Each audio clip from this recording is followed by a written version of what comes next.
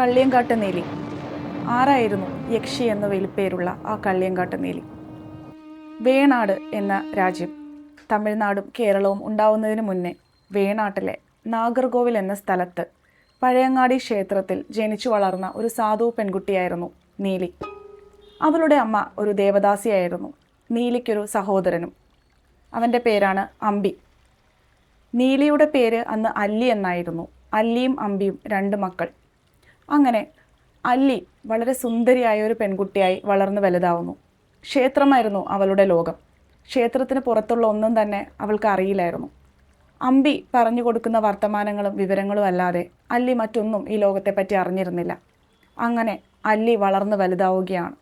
അല്ലിയുടെ സൗന്ദര്യം, അല്ലെങ്കിൽ ആ ക്ഷേത്രത്തിൽ അങ്ങനൊരു സുന്ദരിയായ യുവതി ഉണ്ടെന്ന് നാട്ടുകാർ മുഴുവനും അറിയുകയാണ്. പലയിടങ്ങളിൽ നിന്നും അല്ലിയെ കാണാൻ വേണ്ടി മാത്രമായി ആളുകൾ ആ ക്ഷേത്രത്തിലേക്ക് എത്തിക്കൊണ്ടിരുന്നു. അങ്ങനെ യൗവനയുക്തയായ അല്ലി വളർന്നു വലുതായി. അങ്ങനെ ഇരിക്കെയാണ് ആ ക്ഷേത്രത്തിലേക്ക് പുതിയൊരു പൂജാരിയുടെ വരവ്. പൂജാരിക്ക് ആദ്യ നോട്ടത്തിൽ തന്നെ അല്ലിയോട് പ്രണയമായി. അങ്ങനെ ആ പ്രണയം വളർന്നുകൊണ്ടിരുന്നു. അല്ലിക്ക് തന്ത്രങ്ങൾ പഠിപ്പിച്ചു കൊടുക്കുന്നു.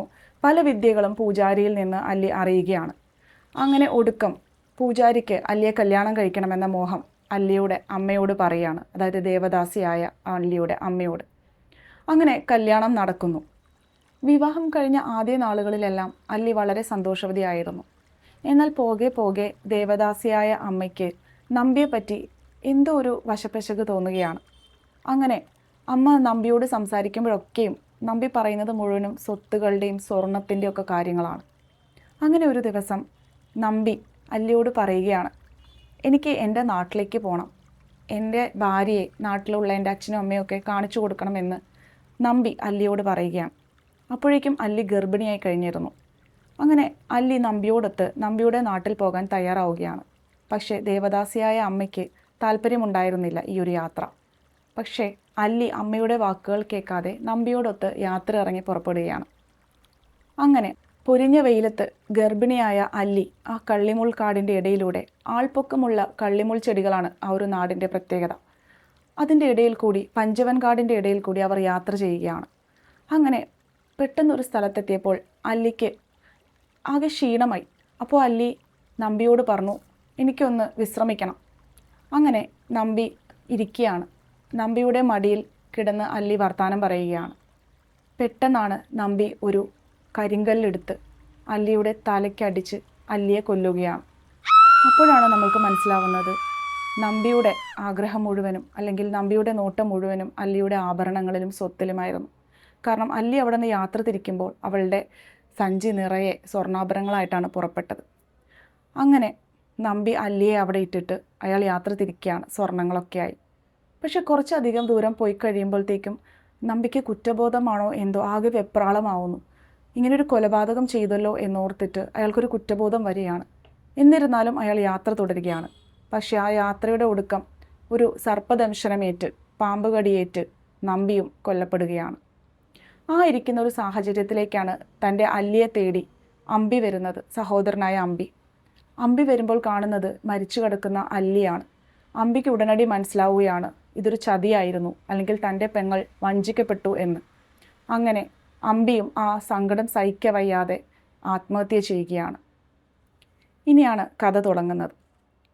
അമ്പിയും അല്ലിയും നമ്പിയും എല്ലാം മരണപ്പെട്ടിരിക്കുന്നു. ഇനി അവരുടെ പുനർജന്മമാണ്.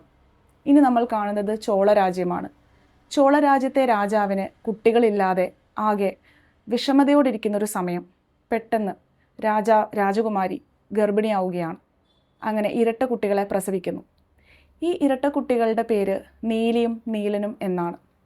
അവിടെയുള്ള ജ്യോതിഷികൾ പറയുന്നു ഈ രണ്ട് കുട്ടികൾ രാജ്യത്തിന് ആപത്താണ്. രാജാവ് അത് ശ്രദ്ധിക്കുന്നില്ല. രാജാവ് കുട്ടികളെ വളർത്താൻ തന്നെ തീരുമാനിച്ചു. അങ്ങനെ നീലനും നീലിയും വളരുകയാണ്. പക്ഷെ നാട്ടിലാകെ പ്രശ്നങ്ങൾ. പശുക്കൾ അല്ലെങ്കിൽ ഗോക്കളെല്ലാം മരിച്ചു വീഴുന്നു. രക്തം കുടിക്കുകയാണ് ആരോ പശുക്കളുടെ. അങ്ങനെ രാജാവ് കണ്ടെത്തുകയാണ് നീലനും നീലിയുമാണ് ഇതിന് പിന്നിൽ നിന്ന്. അതീവ ദുഃഖത്തോടെ രാജാവ് നീലനെയും നീലിയും നാടുകടത്തുകയാണ്. അങ്ങനെ നീലനും നീലിയും അവിടെ നിന്ന് യാത്ര തിരിക്കുകയാണ്. അവർ നേരെ പോകുന്നത് കള്ളിയങ്കാട്ടിലേക്കാണ്. തങ്ങളുടെ പൂർവ്വജന്മത്തെപ്പറ്റി അവർക്ക് നല്ല അറിവുണ്ടായിരുന്നു. അങ്ങനെ നീലനും നീലിയും കള്ളിയങ്കാട്ടിലെത്തി അവിടെ താമസം ഉറപ്പിക്കുകയാണ്.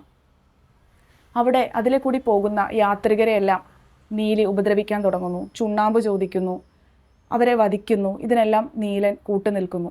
അങ്ങനെ ഇരിക്കുകയാണ് നീലിക്ക് മനസ്സിലാവുന്നത് കഴിഞ്ഞ ജന്മത്തിലെ നീലിയുടെ ഭർത്താവായിരുന്ന നമ്പിയുടെ പുനർജന്മമാണ് ആനന്ദൻ എന്നുള്ളൊരു യുവാവ്. ആനന്ദൻ കച്ചവട ആവശ്യത്തിന് മുസീരിസിലേക്ക് പോകുന്ന വഴിയാണ് നീലി ആനന്ദനെ കാണുന്നത്. അതും ഈ കാടിൻ്റെ ഉള്ളിൽ വെച്ച്, കള്ളിയങ്കാട് വെച്ച്. അങ്ങനെ നീലി ആനന്ദനോട് പറയുകയാണ്, എന്നെ ഒന്ന് യാത്രയാക്കണം, എൻ്റെ ഭർത്താവ് ഇവിടെ ഇല്ല, എന്നെ ഒന്ന് അക്കരയ്ക്ക് വിടണം എന്ന് പറയാണ്. ആനന്ദൻ ആദ്യം സമ്മതിച്ചെങ്കിലും കുറച്ച് ദൂരം പോയി കഴിയുമ്പോൾ ആനന്ദന് മനസ്സിലാവുന്നു ഇവൾ യക്ഷിയാണെന്ന്. അങ്ങനെ ആനന്ദൻ രക്ഷപ്പെടുകയാണ് ഓടി. പക്ഷെ അവൻ എത്തുന്നത് ആ ഗ്രാമത്തിലേക്കാണ്, ഇവരുടെ പഴയ ഗ്രാമത്തിലേക്ക്. ആ ഗ്രാമത്തിൽ നീലി ആനന്ദിൻ്റെ ഒപ്പം വരികയാണ്. അവിടെ എത്തുമ്പോൾ ഗ്രാമവാസികളോട് ആനന്ദ് പറയുന്നുണ്ട്, ഇത് എൻ്റെ ഭാര്യയൊന്നുമല്ല. നീലി അവരെ തെറ്റിദ്ധരിപ്പിക്കുകയാണ്, ഞാൻ ഇയാളുടെ ഭാര്യയാണെന്നും ഇത് എൻ്റെ കുഞ്ഞാണെന്നും ഒക്കെ. പക്ഷെ ഗ്രാമവാസികൾ ആനന്ദൻ്റെ വാക്കുകൾ കേൾക്കുന്നില്ല. അവർ പറയുന്നു, എന്തായാലും നാളെ നമ്മൾക്കിതിനെപ്പറ്റി തീരുമാനം എടുക്കാം, നിങ്ങൾ ഇന്നിവിടെ വിശ്രമിക്കൂ എന്ന് പറയുകയാണ്. എന്നാൽ അന്നത്തെ രാത്രി ആനന്ദൻ കൊല്ലപ്പെടുകയാണ്. നീലി അവളുടെ പക വീട്ടുകയാണ്. പിറ്റേ ദിവസം രാവിലെ ഗ്രാമവാസികൾക്ക് മനസ്സിലാവുന്നു നീലി യക്ഷിയാണെന്ന്. അങ്ങനെ ആനന്ദനോടുള്ള പക നീലി വീട്ടുകയാണ്. ഈ സംഭവത്തിന് ശേഷം നീലി അതിശക്തിയാവുകയാണ്. വഞ്ചിക്കപ്പെട്ട അല്ലെങ്കിൽ സ്ത്രീകളെ വഞ്ചിച്ച പുരുഷന്മാരെയൊക്കെ തിരഞ്ഞുപിടിച്ച് കൊല്ലുകയാണ് പിന്നെ നീലി അങ്ങോട്ട് ചെയ്യുന്നത്. അങ്ങനെ ഗ്രാമവാസികൾക്കാകെ നീലിയെ കൊണ്ട് ശല്യമായി തീർന്നപ്പോഴാണ് സൂര്യകാലടി ഭട്ടതിരിപ്പാടിൻ്റെ വരവ്. അങ്ങനെ അദ്ദേഹത്തെ നീലിയെ തളയ്ക്കാനായിട്ട് ഗ്രാമവാസികൾ കൊണ്ടുവരികയാണ്. പക്ഷേ ഭട്ടതിരിപ്പാടിന് മനസ്സിലാവുകയാണ് ഇവിടെ നീലി എന്നൊരു ബിംബത്തെക്കാൾ ഉപരി ആളുകളിൽ പ്രവേശിച്ചിട്ടിരിക്കുന്ന ഭയം എന്ന ബിംബമാണ് ഇവിടുത്തെ പ്രശ്നങ്ങൾക്കൊക്കെ കാരണമെന്ന്. താന്ത്രികനായ ഭട്ടതിരിപ്പാട് അങ്ങനെ ഗ്രാമവാസികൾക്ക് വേണ്ടി നീലിയെ തളയ്ക്കുകയാണ്. ഒരു മരത്തിൽ ആണിയടിച്ച് നീലിയെ തളയ്ക്കുകയാണ്. അങ്ങനെ നീലിയുടെ കഥ അവസാനിക്കുകയാണ്. പക്ഷേ അതിനുശേഷവും തമിഴ്നാട്ടിലും അല്ലെങ്കിൽ കേരളത്തിലും ഈ നീലി ഒരു ഭയബിംബമായി ഇന്നും അവശേഷിക്കുന്നു. പക്ഷേ ഇതിലൊരു ട്വിസ്റ്റ് ഉണ്ട്. നീലിയെ ഭയബിംബമായി കരുതിയിരുന്ന ആ യക്ഷിയെ ഇപ്പോൾ നമ്മളെല്ലാം അമ്മയായി ആരാധിക്കുകയാണ്. അതായത് മനുഷ്യരുടെ ഭയത്തെ മാറ്റണമെങ്കിൽ ആ ഒരു ഭയത്തെ ഭക്തിയുടെ രൂപത്തിലേക്ക് മാറ്റണം എന്നുള്ളൊരു സൈക്കോളജിയാണ് ഇവിടെ പ്രവർത്തിക്കുന്നത്. അങ്ങനെ നീലി ഇപ്പോൾ നീലി അമ്മയായി പല ക്ഷേത്രങ്ങളിലും തമിഴ്നാട്ടിലും കേരളത്തിലും ഉടനീളം നമുക്ക് കാണാൻ സാധിക്കുന്നു. ഇതാണ് കള്ളിയങ്കാട്ട് നീലിയുടെ കഥ.